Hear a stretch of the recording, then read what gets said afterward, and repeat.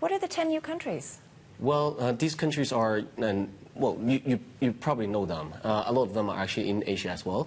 But these countries are not known as the new emerging markets. Well, when we talk about emerging markets, we often think about the BRICS, Brazil, Russia, India, China. Well, because they are the most well-known emerging markets in the world since the last decade.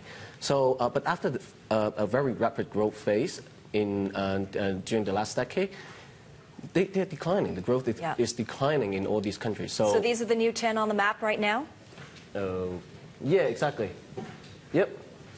So, yes, exactly. All right, Colombia, Peru, Ethiopia, Kenya, Zambia, Tanzania, but a few in Asia as well, including Sri Lanka, Indonesia, and Philippines, and Bangladesh. Right. We tend to believe that in Bangladesh is less likely to succeed, but Indonesia, Philippines, and Bangladesh are more likely to become the new emerging markets in Asia. It's not only for the investment community, it's more so for the business community as well, because they have a better business climate assessment rating according to our colleagues on the ground. Okay, what's the assessment on the ground telling you, let's say, about Philippines? Right. Well, we have a business climate assessment of B.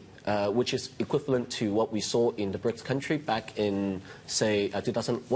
So it actually says to us that these Philippines or the other new emerging countries are actually having good information for credit assessment.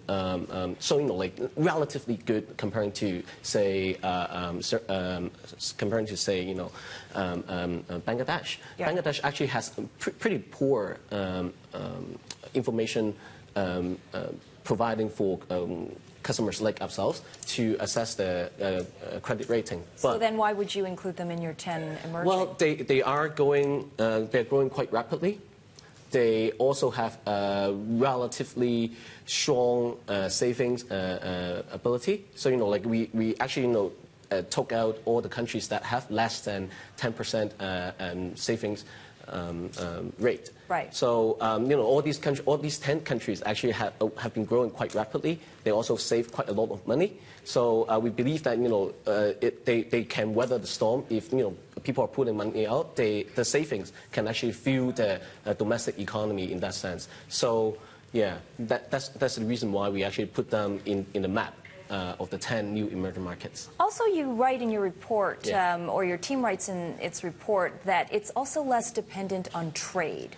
Now, is that a good thing or a bad thing? Well, a lot of these countries actually rely on trade, but then they do not rely on They can't rely too much on advanced economies anymore, because advanced economies are going through a very structural.